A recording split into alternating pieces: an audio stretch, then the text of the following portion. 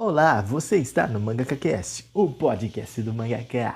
Hoje a gente vai falar sobre Blue Dragon. Sim, esse anime que é muito subestimado, é muito bom, é do Akira. E todo anime do Akira tem aquela questão, né? Lendas dos famosos, tanto esse Blue Dragon quanto Dragon Ball. Inclusive, Blue Dragon, nitidamente, ele foi a fonte ali de grandes animes e mangás, né?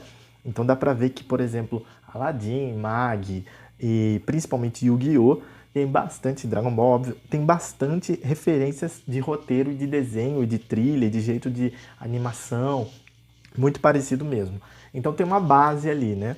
Então realmente ficou muito interessante. Se disserem pra você que é ruim, não é, pode maratonar, apesar de ser longo, os 50, mais de 50 episódios são muito bons e tem muitas questões, né? Entra dentro das questões existenciais, entra dentro da escuridão, a Zola que é o arquétipo do Hades, então eles vencem, né? E é muito louco que é a única obra que o Loki é o mocinho, né? E não o vilão. Acho que é a única obra na história, enfim.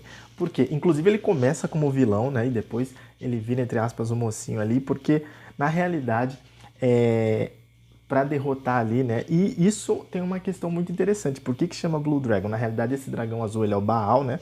Só que na realidade, tipo assim, para não usar esse nome, obviamente, porque obviamente ali é uma história primordial ali, digamos assim, de início também primária, né? Primeira também, nossa, tudo que é pri ali, né?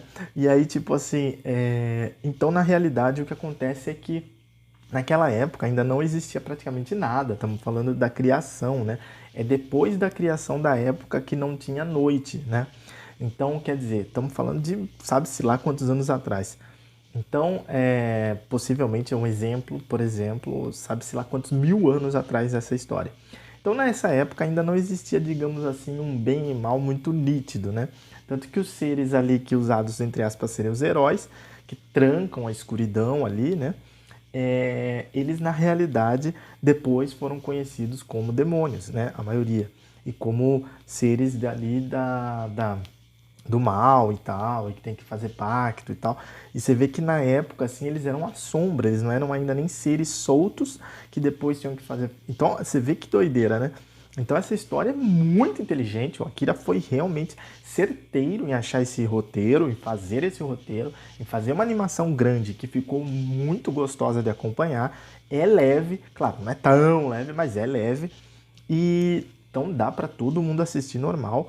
E assim, uma coisa interessante é que tem dublado, a dublagem está muito boa, mas o ponto é que um ponto importante é realmente essas questões, né? Que desde o início a Zola fala ali que ela é inimiga, mas tá mais para inimiga deles ali do que para amiga.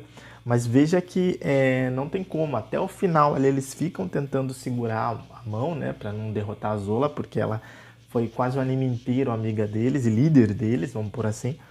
E aí depois eles acabam tendo que derrotar ela, porque na realidade era o plano dela. E por incrível que pareça, nessa época o Loki falou a verdade e a Zola falou a mentira. Então veja que realmente essa é uma questão assim bem do início, né?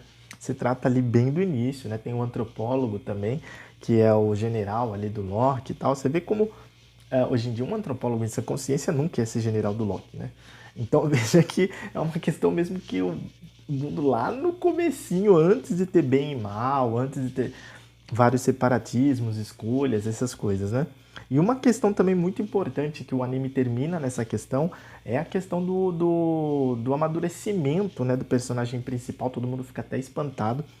E que ele fala uma coisa importante, que a Zola, na realidade, ela não era má, ela só estava tentando fazer o mundo voltar ao estado do universo antes de Deus dar o mundo para Akala e o Akala criar a maioria das coisas, junto com Belobog, né? Uma história que muita gente conhece da criação do mundo. Então, por isso que ela estava atrás do livro das origens, para tentar entender como é que as coisas foram acontecendo, porque depois, óbvio, só começa a treta, treta, treta, treta, boa parte da história desse mundo, né? Então, ela queria que o mundo voltasse ao estado inicial, que é o estado daquele do universo que foi criado por Deus. Então, na realidade, ele diz isso, porque ele quer dizer isso, né? E aí ele fala, mas não adianta, porque não adianta ela fazer isso, porque o mundo está numa eterna melhoria, sempre numa